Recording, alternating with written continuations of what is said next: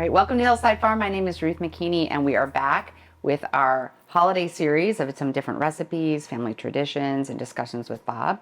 But today I have Heather again, and we're doing another easy appetizer. We go to so many parties right now that it's helpful to have an easy recipe that you can just take. And this one is a Brie recipe that's done in Croissant. It can be done, I either do it with raspberry, or I've also done it with, is it peach that I do it with? Apricot? Apricot jelly. It's apricot, sorry. Yeah. And, but given that it's Christmas time, I think the red is really pretty. So I'm going to have Heather explain how you're going to take croissants, Pillsbury croissants. Yeah, just the crescent rolls. Yep. And my kids always love that part. I know. Everybody Snap loves that open. part. She's going to lay that out. While she does that, I want to say one of my favorite things about working with Brie and this is you can do this two different ways.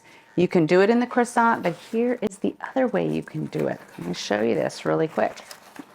In the store, you can buy these mini phyllo pastries. They look like this. They're small little phyllo. And you take a little bit of Brie, put the Brie in each phyllo cup, and then either take your apricot or your raspberry and put a dollop of that, and then bake it according to the instructions on this. They are really tasty, and they're easy to hand out on a tray at a party or to just stick, on a board at a party. But it's a nice alternative. What's fun about this particular one that Heather's working on, you can make it. It's beautiful. The cheese comes oozing out with the red, and you can put it on the charcuterie board that you're doing, or you can put it on its own board. Either way. And you can serve it with crackers, or someone can just slice up themselves a part of the little pie.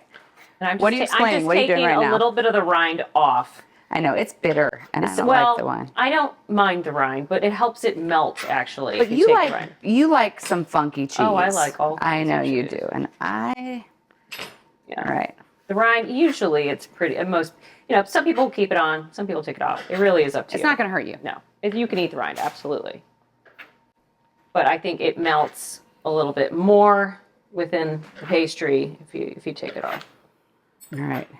And obviously the croissant comes with these perforated, I'm just kind of like trying to pinch them together a little bit just so doesn't show the perforation. Okay.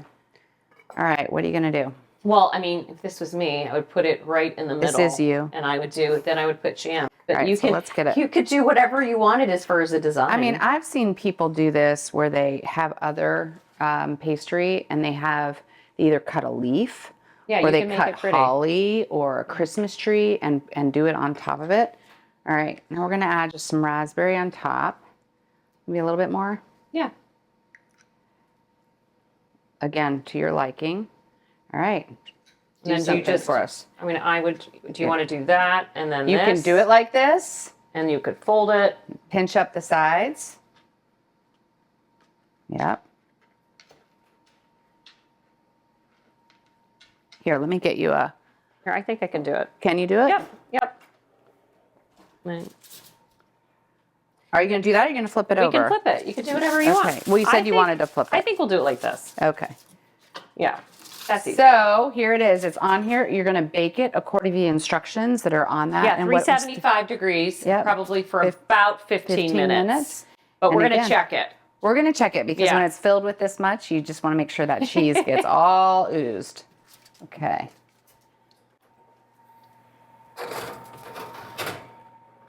All right. What else? What are you guys doing for New Year's this year? Well, we always do. My family has a tradition where, because we live in Pennsylvania, it's called a Pennsylvania Dutch German tradition of pork and sauerkraut on Christmas Day. New Year's Day. New Year's Day. So that's a very traditional thing. A lot of people. Pork and sauerkraut. How are you cooking the pork? I usually do in my huge big. It's a goose pot Le Creuset. Yeah, I do like the oval ones. Yeah, pork shoulder and sauerkraut. And you cook it low and slow all day in your oven, and then you serve it with mashed potatoes. Okay. And it is the comfort food after a big night of Christmas Eve.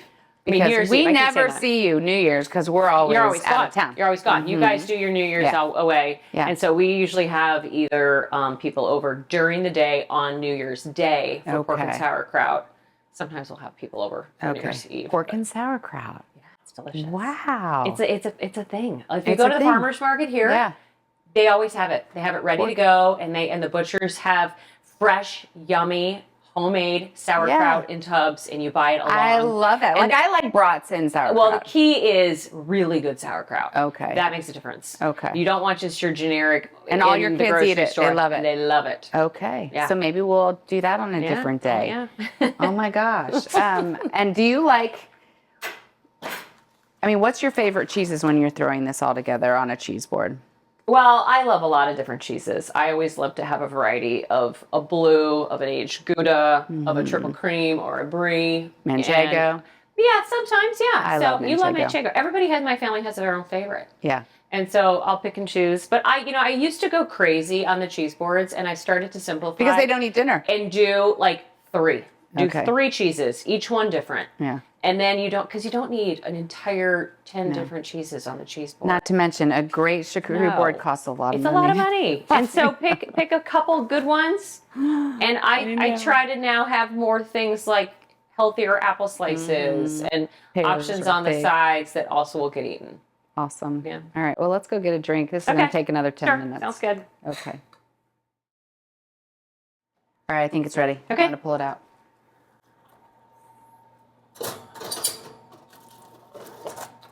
Look at that. Look at this. Here, look, we do probably want. You want something? Do you need something to put it? Use that. Okay. No. Slide it off. Oh, it's so pretty. Now choose. What are your favorite crackers, by the way, in doing things like this? I always get the big multi-box of cars, the mixed cars crackers. At Costco.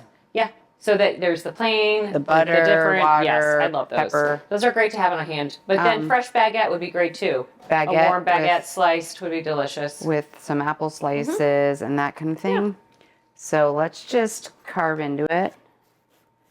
Give you a sense. I think it's good. Of what it's going to look like. And the cheese is going to come pouring out. Perfect. Yeah. Perfectly melted. Perfect. Easy. And then put this on there. They can cut as much or as little as they want. Put it on cracker, baguette, doesn't matter. Yeah. Fruit slices, but this is always a favorite. And again, you can use it on the charcuterie board that you put on. You can make a small one of these and put it on. And I've seen people do it in a dish so that it stays contained in the dish so that it doesn't seep out onto the rest of your cheese board. Or use the phyllo cups. And then it's just another way to serve the exact same thing. So thank you. Sure. And try all sorts of fun new things for Christmas and the holidays. Lots of fun eating. Exactly. Thanks for joining us. Have a great day.